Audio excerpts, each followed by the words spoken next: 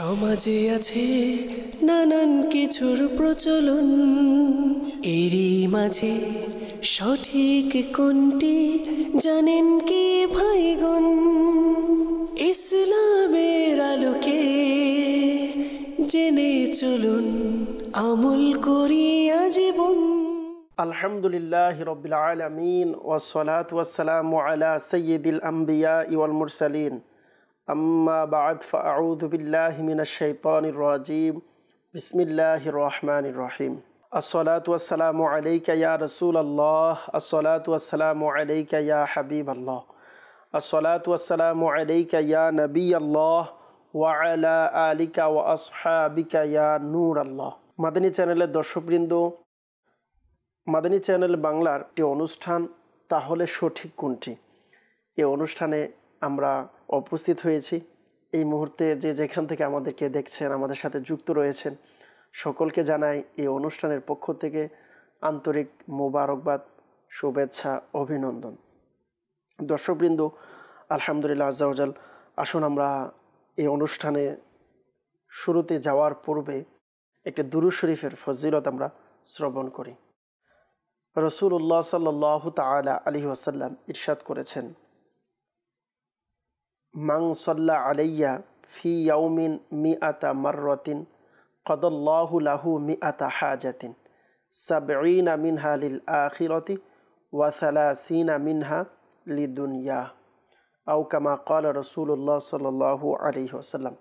অর্থাৎ আল্লাহর রাসূল সাল্লাল্লাহু তাআলা আলাইহি ওয়াসাল্লাম ইরশাদ করেন, যে ব্যক্তি দৈনিক আমার উপর 100 বার দুরূদ শরীফ পাঠ করবে, মহান আল্লাহ পাক রব্বুল আলামিন ওই ব্যক্তির তার 100টি মনের হাজত, মনের ইচ্ছাকে আল্লাহ তাআলা পূরণ করবেন। সুবহানাল্লাহ। তার মধ্য থেকে 70টি আখেরাতে, বাকি 30টি হচ্ছে দুনিয়ার মধ্যে। তো আমি আপনি যদি দুরূদ শরীফ পাঠ করার অভ্যাস করি, ইনশাআল্লাহ আজ্জা ওয়াজাল দুরূদ শরীফ পাঠের বরকতে আমার আপনার মনের ইচ্ছা পূরণ হবে। আসুন একবার সকলে মোহাব্বত সহকারে একবার দুরূদ শরীফ পাঠ করি। সল্লু আলাল হাবিব সাল্লাল্লাহু তাআলা আলা মুহাম্মদ সাল্লাল্লাহু তাআলা আলাইহি ওয়াসাল্লাম, সালাতু ওয়া সালামুন আলাইকা ইয়া রাসূলুল্লাহ। প্রত্যেক অনুষ্ঠানে আলহামদুলিল্লাহ আমাদের একজন মেহমান আমাদের অনুষ্ঠানে থাকে, ওনাকে আলহামদুলিল্লাহ আমরা এই অনুষ্ঠানে দাওয়াত করে থাকি। এই অনুষ্ঠানে আলহামদুলিল্লাহ একটি সাবজেক্ট নেওয়া হয়, ওই অনুযায়ী আমরা আলোচনা করার চেষ্টা করি। আর বিশেষ করে কেবলা শাইখে তরিকত আমিরা আহলে সুন্নাত দামাত বারকাতুহুমুল আলিয়ার মাদানী মুযাকারার একটি সংক্ষিপ্ত ক্লিপস ভিডিও আমরা এই অনুষ্ঠানে নিয়ে থাকি এবং সেই আলোকে কিছু আলোচনা আপনাদের সাথে করে থাকি। তো আসুন আমরা সর্বপ্রথম দেখে নেই, আজকে আমাদের অনুষ্ঠানে রয়েছেন আমাদের সাথে মোহাম্মদ কামরুজ্জামান আত্তারি মাদানী। কেমন আছেন হুজুর? আলহামদুলিল্লাহ আলা কুল্লি হাল। আপনি কেমন আছেন? আলহামদুলিল্লাহ আলা কুল্লি হাল। আপনাকে অসংখ্য মুবারকবাদ, আমাদের অনুষ্ঠানে আপনি সময় দিয়েছেন। আল্লাহ তাআলা আপনার ইলমে আমলের মধ্যে বরকত দান করুক, আমিন। মাদানী চ্যানেলের দর্শকবৃন্দ, আলহামদুলিল্লাহ আমরা দেখেছি কামরুজ্জামান হুজুর আমাদের সাথে রয়েছেন। মাশাআল্লাহ, কোরআন হাদিসের আলোকে ইনশাআল্লাহ আজ্জা ওয়াজাল আমরা ইনশাআল্লাহ ইনার জবান থেকে কিছু আলোচনা শ্রবণ করব ইনশাআল্লাহ আজ্জা ওয়াজাল। আসুন আমরা অনুষ্ঠানের শুরুতেই টপিক নেওয়ার পূর্বে আপনাদেরকে টপিক বলবো আমরা কি নিয়েছি, আজকে কোন বিষয়ের আলোচনা করব আমরা। এর আগে একটি ভিডিও ক্লিপস আমরা দেখব, সকলে মনোযোগ সহকারে দেখি।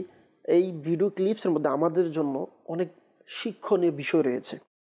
মাদানী চ্যানেলের দর্শকবৃন্দ যারা এই মুহূর্তে আমাদেরকে দেখছেন, সম্মানিত দর্শকবৃন্দকে এটা বলবো, আপনারা যদি দেখেন ভিডিওটি বুঝতে পারবেন যা আমাদের দেশের মধ্যে এটা প্রচলন রয়েছে মানুষের মাঝে।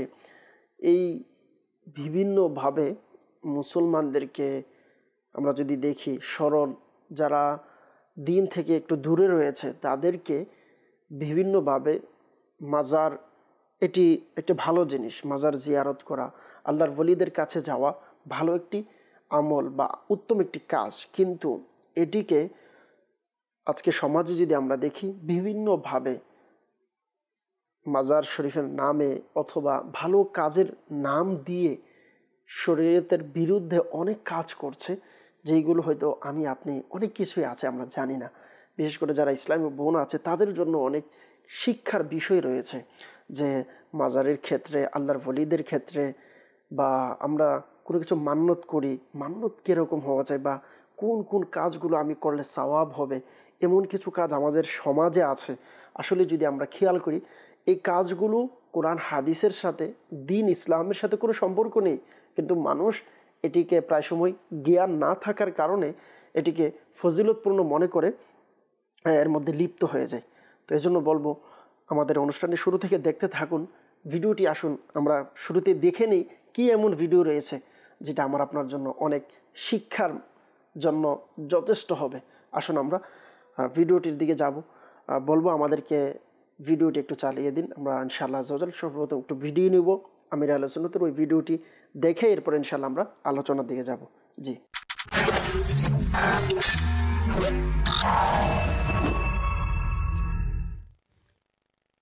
আজকে আমি উপস্থিত আছি নীরব শহরে, অর্থাৎ কবরস্থানে। আমাদের দেশের সুন্দর একটি কবরস্থান বিভিন্ন গাছগাছালি দ্বারা সজ্জিত রয়েছে। এ সকল গাছে মানুষ বিভিন্ন কারণে অকারণে বিভিন্ন বস্তু লটকিয়ে দেয়, গিট লাগিয়ে থাকে আর বলে বেড়ায় বিভিন্ন মান্যতের আলামত। চলুন প্রথমেই আপনাদেরকে কিছু দেখাই।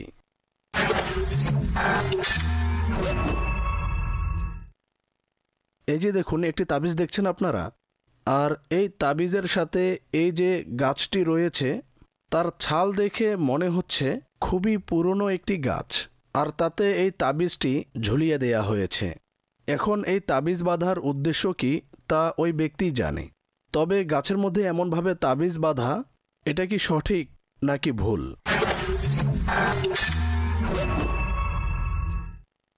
এখন আমি আরও একটি গাছের নিকট রয়েছি, সম্ভবত এটি বট গাছ। অনুরূপভাবে এটাতেও একটি সুতা ও তাবিজ লটকানো আছে। এটি হচ্ছে কালো কালার সুতা বাঁধা, যা আপনারা দেখতে পাচ্ছেন, ও একটি তাবিজ লটকানো আছে নীল সুতার মধ্যে। এটির সত্যতা কি? এখন আমি আছি একটি নিম গাছের নিকট, আর এই নিম গাছ দেখে বেশি পুরনো মনে হচ্ছে না। আর হয়তো এটাই কারণ যে এই নতুন গাছে তাবিজ বাঁধার অন্য কোনো লজিক আছে। এখন এটার উদ্দেশ্য কি যে পুরাতন গাছে তাবিজ বাঁধা ও নতুন গাছে, নিম গাছে তাজা ডালের মধ্যে তাবিজ বাঁধা, এগুলোর সত্যতা কি? এটা দেখেও মনে হচ্ছে খুবই পুরাতন গাছ। এখানে বেলাক কাপড় বাঁধা আছে, ওইখানে লাল কাপড় বাঁধা আছে, আমার পিছনেও কালো কাপড়, এখানে লাল, আর হয়তো কিছু কাপড় নরম হয়ে পড়ে গেছে। এখন পুরাতন গাছে এই লাল ও কালো কাপড় বেঁধে রাখা, এটার সত্যতা কি? কবরস্থানে বিভিন্ন পুরাতন গাছে ও কিছু নতুন গাছের মধ্যে তাবিজ ও কাপড় বাঁধার দৃশ্য যা আপনারা দেখলেন, এই সম্পর্কে আমরা আমাদের শায়েখ থেকে বিস্তারিত জানব। প্লিজ শায়েখ বলুন, তাহলে সঠিক কোনটি? এ সকল বিষয় যা কোরআন শরীফ থেকে বা হাদিসে পাক থেকে প্রমাণিত হয়, অথবা সাহাবাই কেরামের আমল দ্বারা প্রমাণিত হয়, বা বুজুর্গদের থেকে তা পাওয়া যায়, অনুরূপভাবে আরও যে সকল বিভিন্ন বিষয় রয়েছে, তাহলে তো এসবের উপর আমল করা যায়। আর যদি তা লোকেরা নিজেদের পক্ষ থেকে তা প্রচলন করে দেয়, এবং সাধারণভাবে এমনটা সংগঠিত হয় যে লোকেরা তা প্রচার করেই দেয়, তাহলে এর থেকে বাঁচা উচিত। এখন তাতে তাবিজ বাঁধা, কালো কাপড় বাঁধা, রঙিন সুতা বাঁধা, দেখবেন অনেকেই হাতের মধ্যে রঙিন সুতা বেঁধে চলাফেরা করে। তো যেই কাজ আলিমগণ করবে, নেককারগণ করবে, লোকেরা যেন ওই সকল কাজ করে। আলিমগণ কি এ সকল কাজ করে বেড়ায়? এই তাবিজ ইত্যাদি গাছের মধ্যে আলিমদেরকে লটকাতে কেউ কখনো কি দেখেছেন? কত কিছু যে বেঁধে দেয় মানুষ। মাজারে যাবে তো সেখানকার জালিতে বিভিন্ন ধরনের সুতা বেঁধে আসবে, আবার তালা লাগিয়ে যায়, তো আবার কত কিছু যে রেখে আসে। বুঝে আসে না যে যাই মনের মধ্যে আসে লোকেরা তাই করতে থাকে। তো এই নীতিমালা স্মরণ রাখবেন, মুসাল্লামা বুজুর্গানের দিন আছে বা মুস্তানাদ আলিমে দিন যেই কাজ করবে আমরা তাই পালন করব। আর যদি তাদের পক্ষ থেকে কোনো প্রমাণিত না হয়, তাহলে আমাদেরকে ওই সকল কাজ থেকে বিরত থাকতে হবে। সাল্লু আলাল হাবিব সাল্লাল্লাহু আলা মুহাম্মদ সাল্লাল্লাহু তাআলা আলাইহি ওয়াসাল্লাম, সালাতু ওয়া সালামুন আলাইকা ইয়া রাসূলুল্লাহ। মাদানী চ্যানেলের দর্শকবৃন্দ, আলহামদুলিল্লাহ আমরা খুবই সুন্দর একটি ভিডিও ক্লিপস দেখলাম, যার মধ্যে আলহামদুলিল্লাহ আমাদের জন্য অসংখ্য শিক্ষার মাদানী ফুল রয়েছে। সম্মানিত দর্শকবৃন্দ, আমরা ভিডিও ক্লিপস দেখেছি যে আমির আহলে সুন্নাত দামাত বারকাতুহুল আলিয়াকে প্রশ্ন করা হয়েছিল যে একজন মানুষ, আমরা যদি দেখি এখন আমাদের অনেকেরই প্রচলন আছে দেশে কবরস্থানের মধ্যে বা বিভিন্ন জায়গাতে গিয়ে তাবিজ বেঁধে দেওয়া, বা মাজারে একটা জায়গা থেকে যেখানে আমরা সুতা বেঁধে দিই, এটার হাকিকত সম্পর্কে আমির আহলে সুন্নাতকে প্রশ্ন করা হয়েছে। আর আমির আহলে সুন্নাত দামাত বরকাতুহু আলিয়া খুবই সুন্দরভাবে উত্তর দিলেন যে আসলেই এটার যেখানে কোরআন হাদিস এর ব্যাপারে নির্দেশ দেওয়া হয় নাই, কোরআন হাদিস এই ব্যাপারে কোনো পাওয়া যায়নি, তো কোনো বুজুর্গানে দিন বা কোনো বিজ্ঞ আলিম যারা মুস্তানাদা আলিম আছেন, হাকিকি আলিম যারা মুজতাহিদ উলামায়ে কেরামগণ, কারো আমলে এরকম কোনো আমল পাওয়া যায়নি। তো এরকম কাজ করাটা আসলে আমাদের জন্য কতটুকু শরীয়ত সম্মত হতে পারে, আমির আহলে সুন্নাত দামাত বরকাতুহু আলিয়া আমাদেরকে বুঝিয়েছেন। আমরা যেন এসব কাজ থেকে বেঁচে থাকি।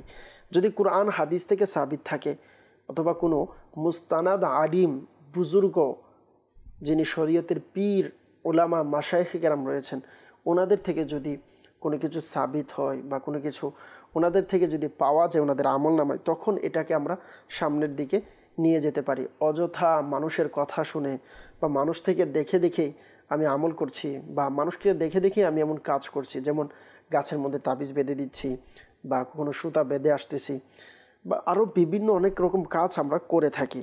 এটা অবশ্যই আপনারা বুঝতে পারবেন যে আসলে আমরা কত কিছু নাই করি মাজারের মধ্যে গিয়ে বা কবরস্থানে গিয়ে। আসলে দেখেন, মাজার বলি বা কবরস্থান বলি, এগুলো হচ্ছে পবিত্র স্থান, জায়গা যেখানে আল্লাহ পাক রব্বুল আলামিন মানুষের জন্য শিক্ষার অনেক শিক্ষণীয় মাদানী ফুল রয়েছে। আল্লাহর ওলিদের দরবারে গেলে আল্লাহ পাক রব্বুল আলামিন দোয়া কবুল করেন, দোয়া কবুল হওয়ার একটি মাধ্যম। কিন্তু আমরা এটাকে কিভাবে নিয়ে যাচ্ছি যদি আমরা একটু চিন্তা করি। আল্লাহ পাক রব্বুল আলামিন আমাদেরকে বোঝার তৌফিক দান করুক। আমরা যাবো ইনশাআল্লাহ কামরুজ্জামান হুজুরের কাছে, এই সম্পর্কে আমরা আলোচনা করব। আর আজকের বিষয়টা আপনাদেরকে জানিয়ে দিই। আজকে আমরা অনুষ্ঠানে যে বিষয় নিয়েছি, বিষয় হচ্ছে, যেহেতু আমরা প্রায় সময় দেখি যে কারো অনুসরণ, আমরা যে কোনো মানুষের অনুসরণ করে ফেলি। কেউ আমাকে একটা কথা বলেছে, তার কথার অনুযায়ী আমি আমল করে ফেলি। তো আমরা আজকে যেই অনুষ্ঠান নিয়েছি, এই অনুষ্ঠানের বিষয় আমরা নিয়েছি কোনো কাজ করতে গেলে কাকে আমরা অনুসরণ করব।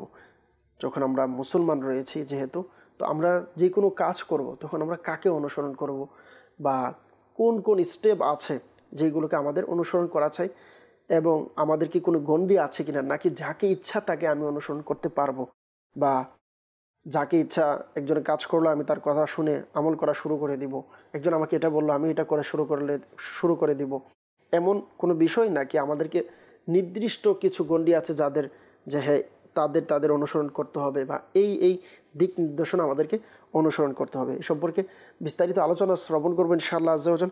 আমাদের সাথে রয়েছেন কামরুজ্জামান হুজুর, ইনশাআল্লাহ ওনার থেকে এ সম্পর্কে আলোচনা শ্রবণ করবেন ইনশাআল্লাহ। জি হুজুর। আলহামদুলিল্লাহ রাব্বিল আলামিন ওয়াসসালাতু ওয়াসসালামু আলা সাইয়্যিদিল মুরসালিন। মাশাআল্লাহ, আমরা কোন কাজের ক্ষেত্রে কাকে অনুসরণ করব, খুবই গুরুত্বপূর্ণ বিষয়। দেখা যাচ্ছে যদি আমরা অনুসরণ, অনুকরণ, আনুগত্য এই বিষয়টি আমরা সামনে রাখি, তাহলে কয়েকটি বিষয় আমাদের সামনে দৃষ্টিগোচর হবে যে প্রথমত আমরা কাকে অনুসরণ করব। এ ব্যাপারে আল্লাহ সুবহানাহু ওয়া তাআলা একাধিক আয়াতে কারিমা কোরআনে পাকে ইরশাদ করেছেন এবং নবী করিম সাল্লাল্লাহু তাআলা আলাইহি ওয়া সাল্লাম হাদিসে পাকে বিভিন্ন বর্ণনা ইরশাদ করেছেন যে আমরা কাকে অনুসরণ করব। আর আল্লাহ সুবহানাহু ওয়া তাআলা সূরা নিসাতে ইরশাদ করেন, বিসমিল্লাহির রহমানির রহিম, ইয়া আইয়ুহাল্লাযীনা আমানু আতিউল্লাহা ওয়া আতিউর রাসূলা ওয়া উলিল আমরি মিনকুম। আল্লাহ সুবহানাহু ওয়া তাআলা ইরশাদ করছেন, হে ঈমানদারগণ, তোমরা আল্লাহকে অনুসরণ করো এবং রসুলকে অনুসরণ করো এবং তোমাদের মাঝে যে আমির রয়েছে তাকে অনুসরণ করো। এই আয়াতের মধ্যে আল্লাহ সুবহানাহু ওয়া তাআলা তিনটি ধাপ ইরশাদ করেছেন। প্রথম ইরশাদ করেছেন আল্লাহ পাকে অনুসরণ করা। এখানে একটি বিষয় হচ্ছে যে আমরা আল্লাহকে দেখিনি, আল্লাহর পরিচয় তেমনভাবে আমরা জানি না, তো আল্লাহকে কিভাবে অনুসরণ করব। তো আল্লাহ সুবহানাহু ওয়া তাআলা সূরা নিসাতে অপর আয়াতে ইরশাদ করেন, মাইয়ুতির রাসূলা ফাকাদ আতা আল্লাহ। যে ব্যক্তি নবী পাককে অনুসরণ করবে সে মূলত আল্লাহ পাককে অনুসরণ করবে। অর্থাৎ আল্লাহর রাসূলকে অনুসরণ করলে আল্লাহকে অনুসরণ করা হয়ে যাবে। কেননা আল্লাহ এক, আল্লাহ অদ্বিতীয়, আল্লাহ খালিক মালিক, আল্লাহ পাক সৃষ্টিকর্তা, সব কিছু সৃষ্টি করেছেন, আল্লাহ পাক আমাদের হিসাব নিকাশ নেবেন, এই যে এভরিথিং আল্লাহ পাকের সম্পর্কে আকীদা, এগুলো আমরা আল্লাহকে দেখিনি, আল্লাহ সম্বন্ধে এত অবগত নই। রসুল পাক সাল্লাল্লাহু আলাইহি সাল্লাম আমাদের বর্ণনা করেছেন, আমরা মেনে নিয়েছি, আর এটাই হচ্ছে ঈমান। যেহেতু আল্লাহ পাককে আমরা দেখি না, জানি না, এজন্য আমরা রসুল পাককে অনুসরণ করব, আর রসুল পাককে অনুসরণ করাই মূলত আল্লাহ পাককে অনুসরণ করা হয়ে যাবে। আর নবী পাক সাল্লাল্লাহু তাআলা আলাইহি ওয়া সাল্লামকে অনুসরণ করার ব্যাপারে একাধিক আয়াতে কারিমা রয়েছে, আতিউল্লাহ ওয়া আতিউর রাসূল, আতিউল্লাহ ওয়া আতিউর রাসূল, তোমরা আল্লাহর রসুলকে অনুসরণ করো, তাহলে আল্লাহ তাআলার আল্লাহকে অনুসরণ হয়ে যাবে। এবং আল্লাহ পাক নবী পাককে অনুসরণ করার জন্য আল্লাহ পাক হুকুম দিচ্ছেন। আর হাদিসে পাকে এসেছে, আমরা যদি দেখি আপনার হাদিসে পাকের মধ্যে তো আছেই, আপনি যাবেন তো আমরা যাব, এর আগে যদি আমরা দেখি কোরআনুল কারীমের মধ্যে যেখানে যেখানে আল্লাহ পাক রব্বুল আলামিন তার আনুগত্যের কথা বলেছেন, এর পাশাপাশি কিন্তু আল্লাহ রাসূল সাল্লাল্লাহু আলাইহি সাল্লামের আনুগত্য কথা বলে দিয়েছেন। হ্যাঁ, আর এটাতে স্পষ্ট যে মাইয়ুতিউর রাসূলা ফাকাদ আতাআল্লাহ, যে ব্যক্তি নবী পাকে অনুসরণ করবে সে মূলত তার অনুসরণটা আল্লাহ পাকে হয়ে যাবে। কারণ নবী পাক সাল্লাল্লাহু আলাইহি সাল্লাম তাই বর্ণনা করেন যা আল্লাহ পাক ইরশাদ করেন, ওয়ামা ইয়ানতিকু আনিল হাওয়া। আল্লাহ সুবহানাহু ওয়া তাআলা নবী পাককে যা কিছু ইরশাদ করেন, নবী পাক তাই কিছু বর্ণনা করেন। আর এই আয়াতের মধ্যে যেহেতু আমাদের প্রসঙ্গ, আমরা কাকে অনুসরণ করব, তো প্রথম হচ্ছে নবী পাককে অনুসরণ করা। আর হুজুর সাল্লাল্লাহু আলাইহি সাল্লাম বুখারী শরীফে ইরশাদ করেন যে মান আতাআনি দাখালাল জান্নাহ, যে ব্যক্তি আমাকে অনুসরণ করবে সে জান্নাতে প্রবেশ করবে। আর এই আয়াতের মধ্যে যে তিনটি ধাপ, প্রথম হচ্ছে আল্লাহকে অনুসরণ করা, নবী পাককে অনুসরণ করা, এবং তোমাদের মাঝে যারা নেতা রয়েছে, আমির রয়েছে, প্রতিনিধি রয়েছে, তাদের অনুসরণ করা। ওয়া উলিল আমরি মিনকুম, এ উলিল আমরি মিনকুম এখানে কয়েকটি ধাপ চলে আসতে পারে, কয়েকটি ব্যাখ্যা চলে আসতে পারে, কয়েকটি শ্রেণী চলে আসতে পারে, যেমন খোলাফা চলে আসতে পারে, বাদশাহ চলে আসতে পারে, উলামায়ে কেরামও চলে আসতে পারে। তো বর্তমান যেহেতু বাদশাহ বা খলিফার যুগ নেই, বর্তমান হচ্ছে উলামায়ে কেরামের যুগ, আলেমদের যুগ। উলামায়ে কেরাম আমাদের দিক নির্দেশনা প্রদান করেন, যে বিষয়গুলো উলামায়ে কেরাম আমাদেরকে অবহিত করেন আমরা তার উপর আমল করব। ওয়া উলিল আমরি মিনকুম, আলহামদুলিল্লাহ শাইখে তরিকত আমির আহলে সুন্নাত মাওলানা ইলিয়াস আল কাদরি দামাত বরকাতুহুল আলিয়া বাবা, যিনি যেভাবে আমাদেরকে উদ্বুদ্ধ করেছেন, যে বিষয়টি উলামায়ে কেরাম বলেছেন আমরা পালন করব, আর যেগুলো উলামায়ে কেরাম বলেনি, বিরত থাকার পরামর্শ দিয়েছেন, সেটাকে আমরা ছেড়ে দিব। যেমন দেখেন, আসলে যদি দেখি আমরা বর্তমান সমাজে বা সময়ে, আমরা অনেক সময় হয় কি যে বলা হয় যে অমুক মাজারে বা অমুক জায়গাতে গিয়ে আপনি একটা মুরগি নিয়ে যান, গিয়ে ওখানে পানিতে ছেড়ে দেন, পানিতে কিছু টাকা ছেড়ে দেন, এরকম কিছু আপনার কি রয়েছে।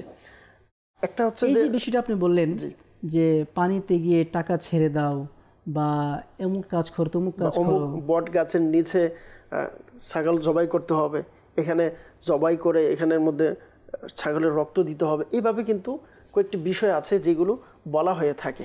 এখন আমি বলবো, আমি তো বলবো না, শরীয়তের বিধানই এখানে বলা হবে।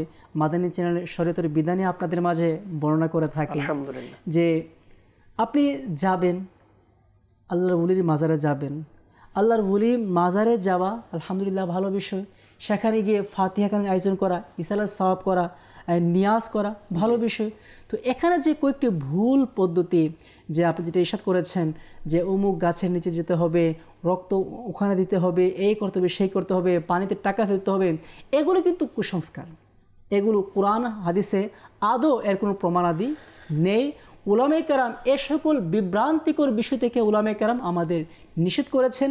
যেহেতু ওয়া উলিল আমরি মিনকুম, উলামায়ে কেরাম আমাদের নিষেধ করেছেন, আমরা এই কাজগুলো করব না। যেগুলো মাজারে যাওয়ার পর জায়েজ পন্থা আছে, যেগুলো শরীয়ত অনুমতি দিয়েছে। শরীয়ত কি অনুমতি দিয়েছে? আপনি মাজারে যান, সাহেবে মাজার যিনি আছেন তার জন্য ইসালাত সওয়াব করুন, দোয়া করুন, ফাতিহা করুন, সম্ভব হলে আপনার সামর্থ্য অনুযায়ী যারা গরিব মিসকিন আছে ওই আল্লাহর ওলির নামে ইসালে সওয়াবের উদ্দেশ্যে আপনি বন্টন করে দেন, তাবারক খাওয়াই দিন, সমস্যা নেই, জায়েজ। কিন্তু এই যে রং বিষয়গুলো, কুসংস্কার, যে বিদআত বিষয়গুলো, যে আপনি গাছের মধ্যে কাপড় লটকালেন বা তাবিজ যেগুলো লাগিয়ে দিলেন, তো এগুলো আপনাকে কে ইরশাদ করেছে? এগুলো যারা কোরআন হাদিসের জ্ঞান নেই তারাই আপনাকে বলে অমুক জায়গায় যাও।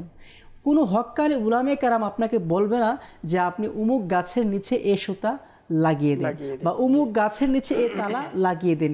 এটি হচ্ছে হয়তো যারা সোশ্যাল মিডিয়া ইউজ করেন তারা হয়তো দেখেছে বা তাদের কাছে নিউজ আছে, কিছু কিছু জায়গা আছে যেখানে গিয়ে তালা লাগিয়ে দেওয়া হয়।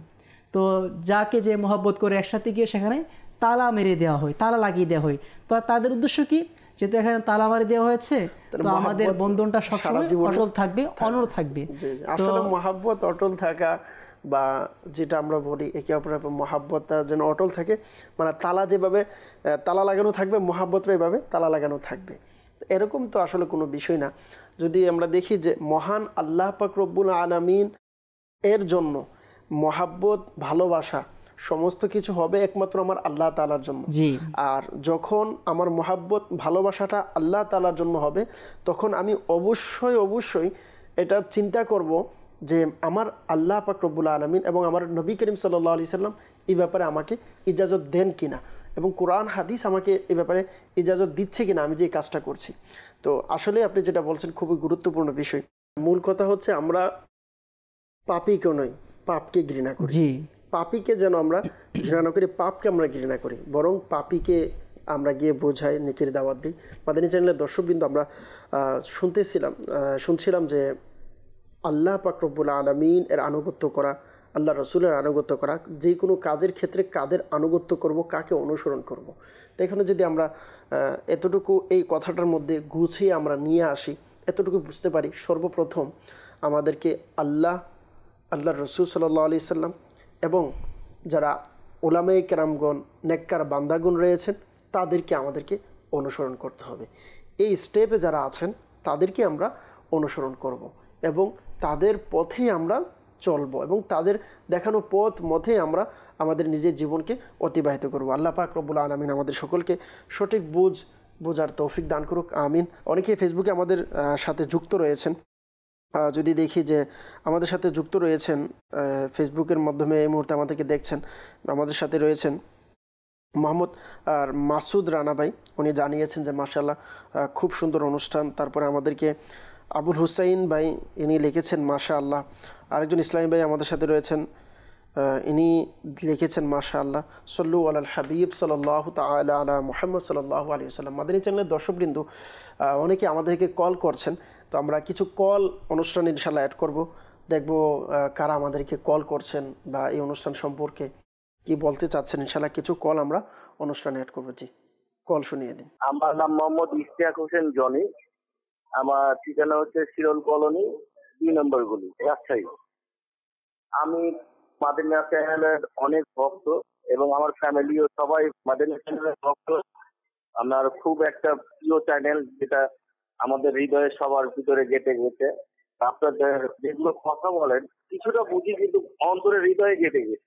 আমি যে মাদিনা চ্যানেল দেখছি আর কথাগুলো শুনছি, আল্লাহর কাছে লাখো শুকরিয়া আদায় করবো যে মাদিনা চ্যানেল আমাকে কিছু শিখালো। মাশাআল্লাহ, আমাদের জনি ভাই কল দিয়েছেন রাজশাহী থেকে, কত সুন্দরভাবে বললেন যে মাদানী চ্যানেলের কথা অনেক ভালো লাগে। আলহামদুলিল্লাহ, ভালো লাগবেই নাই কেন, এই অনুষ্ঠান আলহামদুলিল্লাহ বা এই মাদানী চ্যানেল আলহামদুলিল্লাহ সর্ব অবস্থায় চেষ্টা করে কোরআন হাদিস এর মেসেজ, কথাবার্তা প্রত্যেকের নিকট পৌঁছিয়ে দেওয়ার, আলহামদুলিল্লাহ। আর কোরআন হাদিস, আল্লাহ পাক, আল্লাহ রসুল সাল্লাল্লাহু আলাইহি সাল্লাম, আউলিয়া কেরামগণ, এনাদের আলোচনা করলে তো অবশ্যই অন্তরে প্রশান্তি হবে। আর হাকিকিভাবে অন্তরে প্রশান্তি হচ্ছে এটাই। আপনাকে অসংখ্য ধন্যবাদ, আপনি আমাদেরকে কল করেছেন, আমাদের এই অনুষ্ঠানে কল দিয়ে জানিয়েছেন, আমাদেরকে উৎসাহিত করেছেন, এই জন্য আপনাকে মোবারকবাদ জানাচ্ছি। জি, পরবর্তী কল। আমি ঢাকা থেকে বলছি, আমার দেশের বাড়ি রংপুর। মোহাম্মদ হাফিজুল খান। খুব ভালো লাগে অনুষ্ঠানটা, এই জন্য আপনাদের জন্য দোয়া করি। খুব গুরুত্বপূর্ণ অনুষ্ঠানটা, আমার জন্য দোয়া করবেন যাতে আমি অনেক কিছু শিখতে পারি। মাশাআল্লাহ, আপনি ঢাকা থেকে আমাদেরকে কল দিয়েছেন প্রিয় ভাই, আপনাকে মোবারকবাদ। আমাদের অনুষ্ঠানে কল করেছেন, আমাদের অনুষ্ঠানের সঙ্গে থাকার জন্য আপনাকে মোবারকবাদ জানাচ্ছি। আল্লাহ পাক রব্বুল আলামিন আপনাকে, আপনার পরিবারকে আল্লাহ তাআলা কবুল করুক। যে পরবর্তী কল। আমি গাজীপুর থেকে, আমার নাম রানা। আমার পরিবারের সবাই নিয়মিত মাদানী চ্যানেল দেখি, বিশেষ করে আমার মা সবসময় মাদানী চ্যানেল অনুষ্ঠানের সবগুলো প্রোগ্রামগুলো দেখে সারাদিন। মাশাআল্লাহ, মারহাবা। গাজীপুর থেকে রানা ভাই, আপনি আমাদেরকে কল করেছেন, আপনি জানিয়েছেন আপনার মা, আপনার পরিবার এই মাদানী চ্যানেল দেখেন, আপনাকে মোবারকবাদ। শুধু আপনার পরিবার নয়, আমি তো আপনাকে বলবো আপনার আশেপাশে আপনার বন্ধু বান্ধব যারা আছে, পরিচিত যারা আছে, পরিবারের অন্যান্য সদস্য যারা আছে তাদেরকেও দাওয়াত দিন, এই মাদানী চ্যানেল দেখার জন্য উৎসাহিত করুন ইনশাআল্লাহ আজ্জা ওয়াজাল। আল্লাহ পাক চাইতো কোরআন হাদিসের বিভিন্ন বিষয়ভিত্তিক আলোচনা এক এক সময় ইনশাআল্লাহ তারা শোনার সৌভাগ্য হবে। হযরত মুআদ রাদিয়াল্লাহু তাআলা আনহু, ওনাকে যখন আল্লাহ রাসূল সাল্লাল্লাহু আলাইহি ওয়াসাল্লাম ইয়ামানের দিকে পাঠাচ্ছিলেন, তখন আল্লাহ রাসূল সাল্লাল্লাহু আলাইহি সাল্লাম হযরত মুআদ রাদিয়াল্লাহু তাআলা আনহুকে প্রশ্ন করেছিলেন যে, হে মুআদ, তুমি যদি কোনো কিছুর ফয়সালা প্রয়োজন হয় তখন কি করবে? তখন মুআদ রাদিয়াল্লাহু তাআলা আনহু উত্তর দিয়েছিলেন যে, ইয়া রাসূলুল্লাহ, আমি সর্বপ্রথম কিতাবুল্লাহ, আল্লাহ তাআলার কোরআনের দিকে প্রথম আমি যাব, দেখব কোরআনের মধ্যে ওই বিষয় সম্পর্কে কোনো আলোচনা বা কোনো দিক নির্দেশনা আছে কিনা। তখন আল্লাহ রাসূল সাল্লাল্লাহু আলাইহি সাল্লাম আবার প্রশ্ন করলেন, আচ্ছা যদি তুমি কোরআনে না পাও তাহলে কি করবে? তখন সাহাবী রাসূল সাল্লাল্লাহু আলাইহি সাল্লাম উত্তর দিলেন, ইয়া রাসূলুল্লাহ, যদি আমি কোরআনে না পাই তাহলে আমি সুন্নাতের দিকে, অর্থাৎ আল্লাহ রাসূল সাল্লাল্লাহু আলাইহি সাল্লামের হাদিসের কথা বললেন, ইয়া রাসূলুল্লাহ, আমি হাদিসের দিকে তালাশ করব, এটার সমাধান, এর ফায়সালা কি আছে। আল্লাহ রাসূল সাল্লাল্লাহু আলাইহি সাল্লাম এরপর আবার প্রশ্ন করলেন, যদি তুমি হাদিসের মধ্যে এটির কোনো সমাধান না পাও তখন কি করবে? তখন মুআদ রাদিয়াল্লাহু তাআলা আনহু আল্লাহ রাসূল সাল্লাল্লাহু আলাইহি সাল্লামকে খুবই সুন্দর উত্তর দিলেন যে, ইয়া রাসূলুল্লাহ, আমি আমার রায়ের মাধ্যমে আমি এটাকে সমাধান করার চেষ্টা করব। সুবহানাল্লাহ। তো আল্লাহ রাসূল সাল্লাল্লাহু আলাইহি সাল্লাম তখন আল্লাহ তাআলার দরবারে প্রশংসা করেছিলেন যে আল্লাহ তাআলা আল্লাহ রাসূল সাল্লাল্লাহু আলাইহি সাল্লামের সাহাবীকে এটা বুঝার তৌফিক দিয়েছেন। আর আল্লাহ পাক রব্বুল আলামিনের দরবারে এই তিনটি জিনিস গ্রহণযোগ্য, আল্লাহ রাসূল সাল্লাল্লাহু আলাইহি সাল্লাম ওই হাদিসে মুবারাকায় এটিকে প্রকাশ করেছেন। এটি যদি আমরা দেখি তিরমিজি শরীফের হাদিসের কিতাবের মধ্যে এই ঘটনাটি উল্লেখ রয়েছে। আর তো আমরা এই ঘটনা থেকে বুঝতে পারি একজন সাহাবী আল্লাহ রাসূল সাল্লাল্লাহু আলাইহি সাল্লাম দুনিয়াতে থাকা অবস্থায় যখন এনাকে প্রশ্ন করেছিলেন তখন তিনিও উত্তর দিয়েছেন, প্রথম আমরা কোরআন, তারপর হাদিস, এরপরও যদি না হয় তখন আমরা নিজেরাই, অর্থাৎ ইজতিহাদ, উলামায়ে কেরামগণ যারা মুজতাহিদ আলেম ইমামগণ রয়েছেন, ওনারা যার দিক নির্দেশনা দিয়েছেন এটাকে মেনে চলা, এটা হচ্ছে একজন মুসলমানের, একজন প্রকৃত মুমিনের কাজ। আল্লাহ পাক রব্বুল আলামিন আমাদেরকে বোঝার তৌফিক দান করুক। ইনশাআল্লাহ এই সম্পর্কে আবারও আমরা কামরুজ্জামান হুজুর থেকে যাব, এই ব্যাপারে কিছু আলোচনা শ্রবণ করবো ইনশাআল্লাহ। জি হুজুর।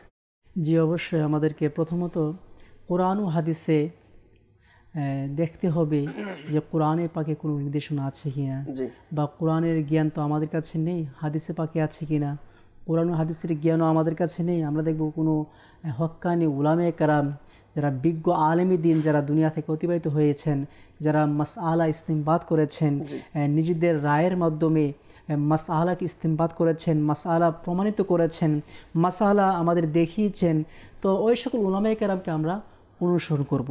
তো তাদেরকে অনুসরণ করার ব্যাপারে, উলামায়ে কেরামকে অনুসরণ করা, আমিরকে অনুসরণ করার ব্যাপারে একাধিক হাদিসে পাক এসেছে। আচ্ছা, আমিরকে অনুসরণ করার ক্ষেত্রে তো আমির, খলিফা, প্রতিনিধি, তাদেরকে অনুসরণ করা। হাদিসে পাকে এসেছে, যা মিশকাত শরীফ এসেছে, আন আবি হুরায়রা রাদিয়াল্লাহু তাআলা আনহু قال قال রাসূলুল্লাহ সাল্লাল্লাহু আলাইহি ওয়াসাল্লাম মান আতাআনি ফাকাদ আতা আল্লাহ, যে ব্যক্তি আমাকে অনুসরণ করলো সে মূলত আল্লাহ পাককে অনুসরণ করলো। সুবহানাল্লাহ। ওয়া মান আসানি ফাকাদ আসাল্লাহ, যে ব্যক্তি আমার নাফরমানি করলো সে মূলত আল্লাহ পাকের নাফরমানি করলো।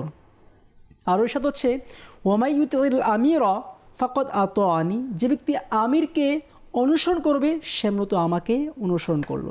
ওয়ামাই ইয়াসিল আমিরা, যে ব্যক্তি আমিরের নাফরমানি করলো, ফাকাদ আসানি, সে আমারই নাফরমানি করলো। ফা ইন্নামাল ইমামু জুন্নাতুন ইউকাতালু মিনহু মিন ওয়ারাইহি ওয়া ইউত্তাকা বিহি ফাইন আমারা বিতাকওয়াল্লাহি আযজা ওয়াজাল ওয়া আদালা ফাইন্না লাহু বিযালিকা আজরান ফাইন ক্বালা বিগাইরিহি ফাইন্না আলাইহি মিনহু। নবী করিম সাল্লাল্লাহু তাআলা আলাইহি ওয়াসাল্লাম ইরশাদ করছেন যে ইমামকে অনুসরণ করা হয়, তার পিছন থেকে ইসলামী জিহাদ করা হয়, তার মাধ্যমে নাজাত দেওয়া হয়। যদি সে তোমাদেরকে নেকির হুকুম দেয়, ন্যায় ইনসাফ করে, তোমরা তাকে অনুসরণ করো, তার কথা মান্য করো। আর যদি সে তোমাদেরকে নাফরমানি করার হুকুম প্রদান করে তাহলে এই গুনাহ তার উপরে বর্তাবে। তো এখানে উদ্দেশ্য হচ্ছে আমিরকে অনুসরণ করা। যেহেতু বর্তমান আমির নেই, তাহলে আমাদেরকে উলামায়ে কেরামকে অনুসরণ করতে হবে, অনুগত্য করতে হবে। উলামায়ে কেরাম যে বিষয়গুলো আমাদেরকে বর্ণনা করেছেন, যে বিষয়গুলো আমাদেরকে দিক নির্দেশনা প্রদান করেছেন, আমরা ওই বিষয়গুলো মান্য করব। তো দেখুন, এক শ্রেণীর লোক যারা এই কাজগুলো করছে, মাজারে গিয়ে যে অপসংস্কৃতি যেগুলো বলা হচ্ছে, এগুলো তারা করছে। তো তাদেরকে যারা উদ্বুদ্ধ করছে তাদেরকে যারা উৎসাহিত করছে, অনুপ্রেরণিত করছে, তারাও কিন্তু এক ধরনের লেবাসদারি আলেম। তারা বলছে অমুক গাছের নিচে গিয়ে এগুলো করো, বা এখানে টাকা দাও, বা ওখানে টাকা দাও। এই যে বিভ্রান্তিকর বিষয়, অশৃঙ্খল বিষয়, অসামাজিক বিষয়, এই বিষয়গুলো তারা কিন্তু কিছু শ্রেণীর উলামায়ে কেরাম কিন্তু ইরশাদ করছে। তো তাদের আমরা মান্য করতে পারবো না, আমরা তাদেরকে পালন করব, মান্য করব যারা হক্কানি উলামায়ে আহলে সুন্নাত, উলামায়ে আহলে সুন্নাত। মাশাআল্লাহ। আসলে কামরুজ্জামান হুজুর যদি দেখেন আপনি, সবচেয়ে গুরুত্বপূর্ণ পয়েন্ট হচ্ছে আল্লাহ রাসূল সাল্লাল্লাহু আলাইহি সাল্লামের একটি হাদিসে মুবারকা। মাদানী চ্যানেলের দর্শকবৃন্দ, সম্মানিত দর্শকবৃন্দ যারা আছেন, আপনাকেও আলোচ করব, আপনাকে বলবো, এই একটি হাদিসে মুবারকা যদি আমি আপনি মুখস্থ রাখতে পারি, আমার আপনার অন্তরে বসাতে পারি, আমি আপনি বুঝতে পারি, আমার আপনার জেহেনে যদি এটা বসে যায়, আমি আপনি যদি এটার উপর আমল করতে সফল হয়ে যাই, মনে রাখবেন আলহামদুলিল্লাহ, ইনশাআল্লাহ, আল্লাহ পাকের যদি দয়া হয়, ইনশাআল্লাহ আমাকে আপনাকে কেউ আলেম সেজে গুমরা করতে পারবে না, কেউ আলেম সেজে আমাকে হারাম কাজ হালালের নামে করাতে পারবে না। সেটা হচ্ছে আল্লাহ রাসূল সাল্লাল্লাহু আলাইহি সাল্লাম ইরশাদ করলেন যে গুনাহের মধ্যে কোনো আনুগত্য নাই, লা তাআতা ফি মাসিয়াতিন, গুনাহের মধ্যে কোনো আনুগত্য করা যাবে না। ইন্নামাত তাআতু ফিল মারুফি, ভালো কাজের মধ্যে, উত্তম কাজের মধ্যে অনুসরণ করা হবে, গুনাহের মধ্যে কোনো অনুসরণ করা যাবে না। অনুসরণ হবে তো নেকির কাজের মধ্যে, নেক কাজে করতে হবে। এখন উদাহরণস্বরূপ, এখন আপনার পীর যদি আপনাকে বলে যে বাবা এখন তো নামাজের সময় হয়েছে, তুমি পরে নামাজ পড়ো, আগে আমার খেদমত করো, করা যাবে, তখন করা যাবে না। জি, আমার খেদমত ফি মাসিয়াতিন, গুনাহের মধ্যে কার অনুসরণ করা যাবে না। খেদমত আমার নয়। একজন যখন সঠিক পীর হবে, যিনি শরীয়তের পীর হবে, উনি এটা বলবে না যে এখন নামাজ নয়, আগে আমার খেদমত। উনি বলবে আমার খেদমত পরে, আগে নামাজ। উনি শিক্ষা দিবে। জি, ধরেছে আল্লাহকে পাওয়ার জন্য, আল্লাহকে রাজি করার জন্য। তো আল্লাহ পাকের নাফরমানি করে পীরকে রাজি করব? প্রশ্নই আসে না। পীর ধরার উদ্দেশ্যই তো হচ্ছে আমি দিন, ইসলাম বা আল্লাহ তাআলার রাস্তাকে যেন আমি সহজভাবে চিনতে পারি। কারণ আল্লাহর ওলিরা এর মাধ্যমে আলহামদুলিল্লাহ রাস্তা সহজভাবে চিনাই। আল্লাহর ওলিদের মাধ্যমে দিন ইসলামের কাজ করাটা সহজ হয়। একজন নুরানিয়তের কলব ওয়ালা, যখন আমি গুনাহগারের মতন একজন অন্ধকারের কলব এর সম্পর্ক থাকবে, তখন ওই নুরানি কলবের ওসিলাই আমি বুঝতে পারবো তখন। আর এটা কখন হবে? যখন আমি একজন সত্যিকারের পীরের মুরিদ হতে পারবো, বায়াত গ্রহণ করতে পারবো, তখনই আমি বুঝতে পারবো যে, তখনই আমার এটা মাথায় আসবে আমি যে কোনো কাজে কাকে অনুসরণ করব।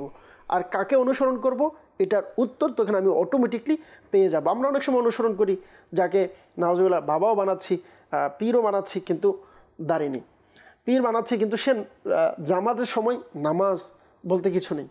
বলা হচ্ছে যদি কেউ আকাশ দিয়ে উড়েও যায়, আচ্ছা, আর তার মাঝে শরীয়ত নেই, তারপরও তাকে অনুসরণ করা যাবে না। অনুসরণ করা যাবে না। হতে পারে যিনি নামে ওলি সাজিয়েছে বা পীর সেজে গিয়েছে, সে আকাশ দিয়ে উড়ে যাচ্ছে, বা এমন এমন অদ্ভুত যেগুলো সাধারণ মানুষের পক্ষে সম্ভব নয়, আকাশ দিয়ে উড়ে যদি আপনাকে দেখিয়ে দিয়েছে। আকাশ দিয়ে যদি উড়ার কারণে পীর মানা হয়, তাহলে তো আকাশ দিয়ে পাখিরাও উড়ে, তাও তাদেরকে পীর মানা হোক। তো বলার উদ্দেশ্য হচ্ছে যার মাঝে শরীয়ত নেই, সে যত বড় ক্ষমতাবান হোক না কেন, তাকে অনুসরণ করা যাবে না। জি জি, আসলে এটা আমাদের দেখতে হবে। আপনি তো জানেন যে বিশেষ করে যে আমরা জানি কারামত যেটা, এটা হচ্ছে ওলি আল্লাহদের ক্ষেত্রে হয়, কিন্তু যে মুমিন তার থেকেও এরকম সাবিত হয়, এবং এভাবে যারা অমুসলিম আছে তাদের থেকে অলৌকিক ঘটনা কিন্তু প্রকাশ পায়, যেটাকে ইস্তেদরাজ বলা হয়, আপনি যেটা বললেন। তো এইগুলো আসলে মূলত এটা না যে আমি অদৃশ্য বা যেটা অসম্ভব কাজ দেখে ফেলেছি মানে ইনি 100% ভালো বা ইনিকে আমি অনুসরণ করব। আসছে যে শয়তান মানুষের রগে পর্যন্ত প্রবেশ করতে পারে, শয়তানকে আপনি পীর মানবেন? কখনো নয়। সেও তো অলৌকিক ঘটনা দেখাচ্ছে। পানির উপর দিয়ে হাঁটতে পারলে পীর অনেক সময় মনে করে পানির উপর দিয়ে ভাই ভেঙেও চলে যায়, তার মানে কি আমি ভেঙে পীর বানাবো? নাউজুবিল্লাহ, না। তো শরীয়ত যেটা বলছেন, শরীয়ত, কোরআন, হাদিস, ইজমা, কিয়াস, উলামায়ে কেরাম, কোরআন, হাদিস, উলামায়ে কেরামের বাণী, এই বিষয়ের ভিতরে যেগুলো আছে তাকে আমরা মানব। আসলে কামরুজ্জামান ভাই, আমরা আজকে যে সাবজেক্টটা নিয়েছি, এটা নেওয়ার উদ্দেশ্য কি জানেন? মাদানী চ্যানেলের দর্শকবৃন্দু আছেন, যে আমরা কিন্তু কোরআন এবং হাদিসের ক্ষেত্রে আলহামদুলিল্লাহ এটাকে মানতে গিয়ে যেই জায়গাটাতে আমরা গিয়ে আটকিয়ে যাই বা সাধারণ মুসলমানরা আটকিয়ে যাই, সেটা হচ্ছে এই যে কোনো আলেমকে মানতে গিয়ে বা সে কাউকে অনুসরণ, সমাজের মধ্যে যাকে অনুসরণ করবে তাকে কিন্তু অনুসরণ করতে গিয়ে আটকে যাচ্ছে না, এরকম তো হয়। কারো নাউজুবিল্লাহ আকীদা পর্যন্ত নষ্ট হয়ে যাচ্ছে, পথভ্রষ্ট হয়ে যাচ্ছে একজনকে অনুসরণ করার ক্ষেত্রে। নাউজুবিল্লাহ এমনও হয়, আপনি এমনও ব্যক্তির সাথে আমার কথাবার্তা হয়েছে বা যতটুকু দেখলাম, যে অনেকে আছে সে তার শায়েখ বলেন বা তার হুজুর, যে তার বড় হুজুর, তার শায়েখ তাকে যেটা বলেছে এটাই সত্য।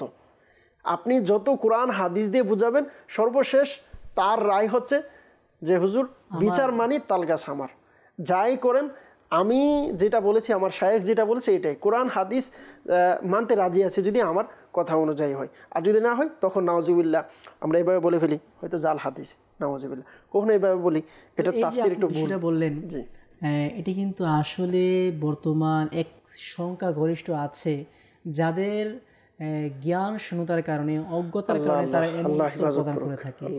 আপনি বলেছেন না যে আমার শায়েখ যা বলেছে আমি তাই মানব, আর কারো কথা মানব না। আরে তোমার শায়েখ যদি কোরআন হাদিসের বিরোধিতা বলে, তুমি তা পালন করবে? তা পালন করবে? কখনো না। এক কথায় শরীয়তের মাপকাঠির ভিতরে যে থাকবে তাকে মান্য করব, আর যে শরীয়তের ভিতরে থাকবে না তাকে মানার প্রশ্নই আসে না। কেন মানবো তাকে? আমরা তাকে যেমন উলামা কেরামকে মানবো বা পীর সাহাবকে মানবো, কেন?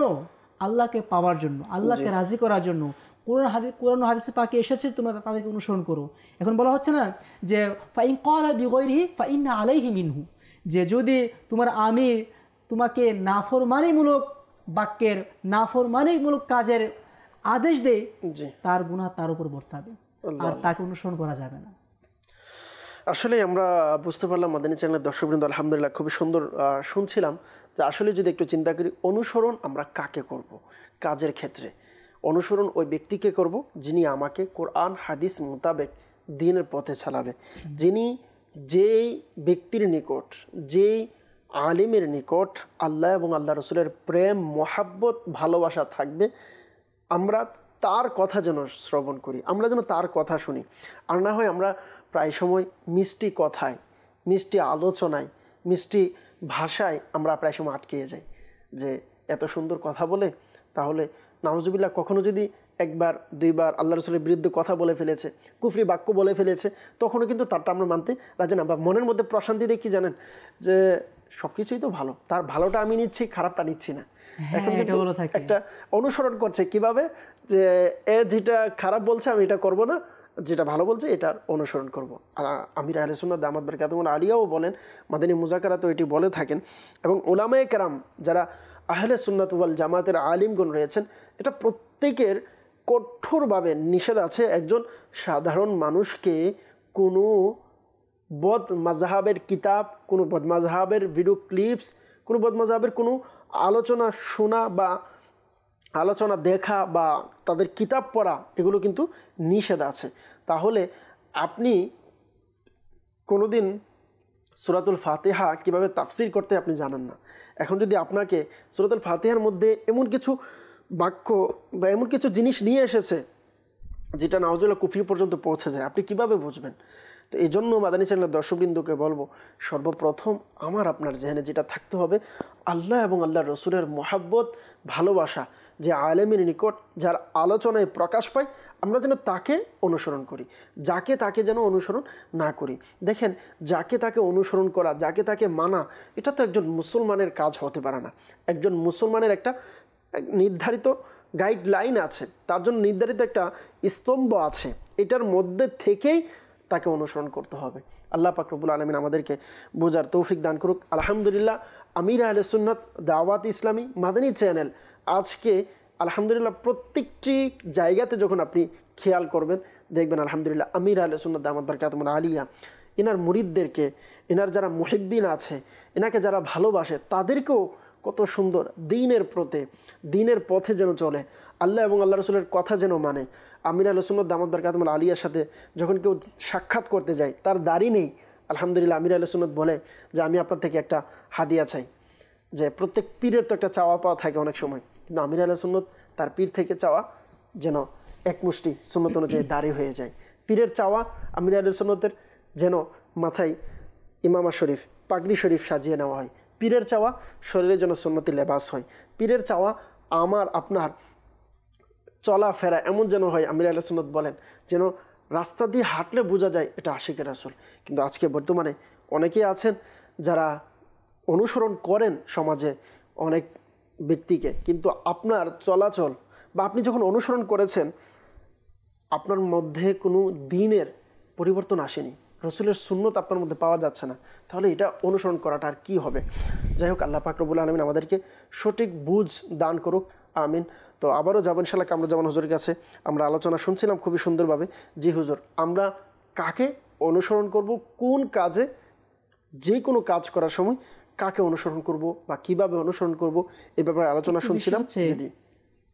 উদাহরণস্বরূপ জি, আমরা যে বিষয়ে ইতিপূর্বে আলোচনা করছিলাম যে হক্কানি উলামায়ে কেরামকে অনুসরণ করা, তাদেরকে অনুগত্য করা, তাদের কথা মান্য করা, উলামায়ে আহলে সুন্নাত ব্যতীত অন্য কারো কথা মান্য করা যাবে না।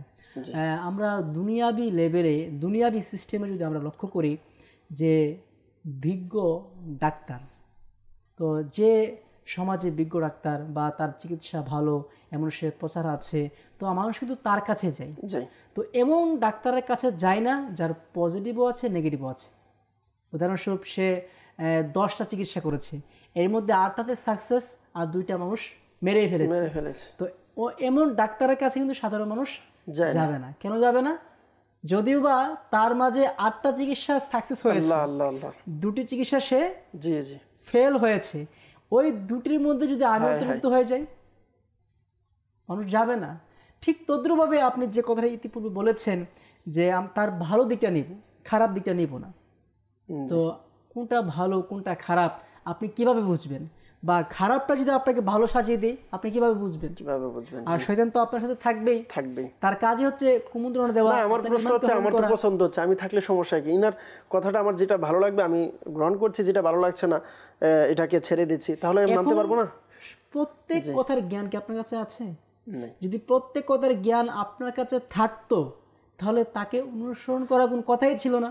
আচ্ছা, আমি তো বুঝি কোনটা খারাপ কোনটা ভালো, তো আমি মানতে সমস্যা কি? আমি তো ছোট থেকে শরীয়তের পরিপূর্ণ জ্ঞান রাখেন, যেমন আপনি বলেছেন সূরা ফাতিহার ব্যাখ্যা আপনি পরিপূর্ণ পারেন।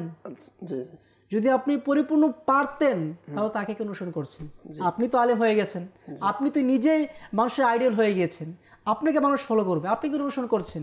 যেহেতু আপনি অনুসরণ করছেন আর আপনাকে অনুসরণ করতে হবে, এই জন্য সঠিকটা অনুসরণ করুন। যার মধ্যে নবী পাকের আদর্শ আছে, নবী পাকের ইশক আছে, তাকে আপনি অনুসরণ করুন। আচ্ছা, আপনি মাশাআল্লাহ অনেক সুন্দরভাবে বলছেন। এখন তো সমাজে অনেক মানুষ আছে, সবাই বলে আমি সঠিক, সবাই বলে আমি ভালো, সবাই বলে আমি ভালো বা অমুকটা খারাপ, তো আমি সঠিক আছি, আমার কাছে আসেন, আমি যেটা বলছি এটা সঠিক। তো ওই অবস্থায় আমি কোথায় যাব? এখন আপনাকে বলবো, জি, আল্লাহ পাক আপনাকে জ্ঞান দান করেছেন। মানুষ সৃষ্টির সেরা জীব, এজন্য বলা হয় মানুষকে জ্ঞান দান করা হয়েছে। একটি বাঘের শক্তি মানুষের চেয়ে কয়েক গুণ, কিন্তু সেই বাঘকে মানুষ খাঁচায় বন্দি করে ফেলছে। কিসের কারণে? জ্ঞানের কারণে। তো আল্লাহ পাক আপনাকে জ্ঞান দান করেছে, আল্লাহ পাক আপনাকে বুঝ দান করেছে। আপনার জ্ঞানে আপনি বিবেচনা করুন যে কোনটি ভালো কোনটি খারাপ। একটি বিষয় হচ্ছে যখন আসল এবং নকল আপনার হাতের সামনে রাখা হবে, আপনাকে বলে দিতে হবে না এটা আসল, আপনার নিজ জ্ঞানে আপনি বুঝে যাবেন এটি আসলে এটা নকল। টাকার ক্ষেত্রে টাকা নেওয়ার পর কয়েকবার চেক করি, এটা এদিক দিয়ে ওই দিক দিয়ে চেক করি, এটার মধ্যে কোনো জাল টাকা আছে কিনা। হ্যাঁ, অনেক চেক করা হয়। কিন্তু এখন যেটা ভালো হয়তো কেউ চিনবে না, যদি আপনি 2টি নোট, একটি জাল এবং একটি ভালো আপনার হাতে দেন, সাধারণ মানুষ বুঝতে পারবে এটা ভালো এটা জাল, কারণ 2টা তার হাতের মধ্যে আছে। টাকার ক্ষেত্রে আমরা বুঝি, দুনিয়ার ক্ষেত্রে বুঝি, কিন্তু ঠিক তদ্রুপভাবে যে আপনাকে বলছে আমি ভালো, ওই আপনাকে বলছে আমি ভালো, আমার কাছে আসো, সে বলছে আমার কাছে আসো, আপনি ডিভাইড করেন, আপনি চিন্তা করেন যে কোনটা আসলে ভালো। এখন ভালোর মধ্যে আপনার জ্ঞান রাখতে হবে। উদাহরণস্বরূপ আহলে সুন্নাত ওয়াল জামাতের আকীদা হচ্ছে আল্লাহ পাক নবী করিম সাল্লাল্লাহু আলাইহি সাল্লামকে ইলমে গায়ব দান করেছেন। এটা একটি আকীদা, যে কোরআনে পাকের কয়েকটি আয়াতে কারিমা আছে যেখানে আল্লাহ পাক ইরশাদ করেছেন যে নবী পাককে আল্লাহ পাক গায়েব দান করেছেন। এখন গায়েব কাকে বলে? যদি আমরা গায়েবের ডেফিনিশন দেখি লক্ষ্য করি যে পঞ্চ ইন্দ্রিয় দ্বারা যা অনুভব করা যায় না তাই হচ্ছে গায়েব। গায়েব, জি। হাত দ্বারা, চামড়া দ্বারা, জিহ্বা দিয়ে, নাক দিয়ে, চোখ দিয়ে, শ্রবণ শক্তি দিয়ে, এই 5টি ইন্দ্রিয় দিয়ে যে বিষয়গুলো অনুধাবন করা যায় না সেটি হচ্ছে গায়েব। উদাহরণস্বরূপ আমি এখন স্টুডিওতে বসে আছি, তো আমার পিছনে কি আছে বা স্টুডিওর পিছনে কি আছে আমি জানি না, আমি দেখছিও না, শুনছিও না, এটা আমার জন্য গায়েব।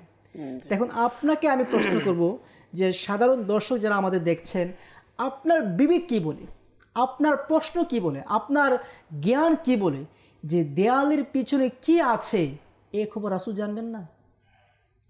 আর রাসূল তো এমন রাসূল যাকে আল্লাহ সুবহানাহু ওয়া তাআলা সমগ্র সৃষ্টির মূল বাণী পাঠিয়েছেন, সকল ক্ষমতার অধিকাংশ ক্ষমতা আল্লাহ পাক নবী পাককে দান করেছেন, অজস্র ক্ষমতা দান করেছেন। আর ওই ক্ষমতাবান ব্যক্তি দুনিয়াতে এসে এটি বলতে পারবে না যে দেয়ালের পিছনে কি আছে। এখন আকল এটা হচ্ছে অটোমেটিক আমাকে বলবে না, আসলে যদি নবীর শব্দের অর্থই হচ্ছে গায়েবকে খবর বাতানে বালা, অদৃশ্য সংবাদ। ঠিক তদ্রুপভাবে যেটা আমরা শুনছিলাম যে আকল কাকে বলে বা আকল দিয়ে আমরা বিবেচনা করব, তো এই ক্ষেত্রে যদি আপনি আকল দিয়ে বিবেচনা করেন তাহলে আপনি বুঝে যাবেন না আসলে আল্লাহ রাসূল গায়েব জানে, এটা আমার আকলও আসল। ঠিক তদ্রুপভাবে যে বিষয়ে আপনাকে বিভ্রান্ত করার চেষ্টা করছে আপনি নিজে অনুধাবন করুন বা বিবেচনা করুন আসলে কোনটা ভালো কোনটা খারাপ। আশা করি আপনার বিবেক দ্বারা আপনি সঠিকটি মাশাআল্লাহ, মারহাবা। খুবই সুন্দরভাবে আমাদেরকে বুঝিয়েছেন যে আসলেই সর্বমোট কথা হচ্ছে আমরা কাকে অনুসরণ করব, ওইটার সর্বপ্রথম বা শেষ উত্তর যদি এতটুকুই আমরা দেখি যে আমাকে বিবেচনা করতে হবে, আমার জ্ঞান দিয়ে বিবেচনা করতে হবে আমি কাকে অনুসরণ করছি। আমার জ্ঞান কি আসলেই একটু ঘুমানোর সময় বা ঘুমের পূর্বে একটু চিন্তা করে দেখি আমি যাকে অনুসরণ করছি আসলে আমি সঠিক করছি কিনা। আল্লাহ পাক রব্বুল আলামিন আমাদেরকে বোঝার তৌফিক দান করুক। আজকে আলহামদুলিল্লাহ অনেকক্ষণ আপনারা আমাদের সঙ্গে ছিলেন, প্রায় শেষ মুহূর্তে চলে এসেছি, আমরা বিদায় নিব। আল্লাহ পাক রব্বুল আলামিন আমাদের সকলকে সঠিক বুঝ আমাদের সকলকে নসিব করুক, আমরা যেন কোরআন এবং হাদিস আল্লাহ রসুল সাল্লাল্লাহু আলাইহি ওয়াসাল্লামের দেওয়া দিক নির্দেশনা অনুযায়ী ওলি আল্লাহগণ যারা শরীয়ী ওলি আল্লাহ আছেন, আল্লাহর হাকিকি নেককার বান্দা আছেন, তাদেরকে অনুসরণ করে দুনিয়া থেকে যাওয়ার তৌফিক দান করুক। বদ মাযহাব বদ পথভ্রষ্ট থেকে আমাদের সকলকে আল্লাহ পাক রব্বুল আলামিন আমাদেরকে আমাদের পরিবারকে আল্লাহ তাআলা হেফাজত করুক, আমিন। বিজাহিন নবীল আমিন সাল্লাল্লাহু তাআলা আলাইহি ওয়াসাল্লাম। আল্লাহ পাক রব্বুল আলামিন আমাদেরকে বুঝার তৌফিক দান করুক। আজকের অনুষ্ঠানে আমাদেরকে কামরুজ্জামান হুজুর সময় দিয়েছেন, হুজুরকেও মুবারকবাদ জানিয়ে, যারা আমাদের সঙ্গে ছিলেন তাদেরকেও মুবারকবাদ জানিয়ে আজকে এই অনুষ্ঠানে এই মুহূর্তে বিদায় নিব। সল্লু আলাল হাবিব সাল্লাল্লাহু তাআলা আলা মুহাম্মদ সাল্লাল্লাহু তাআলা আলাইহি ওয়াসাল্লাম। সমাজে আছে নানান কিছুর প্রচলন, এরই মাঝে সঠিক কোনটি জানেন কি ভাইগণ? ইসলামের আলোকে জেনে চলুন, আমল করিয়া জীবন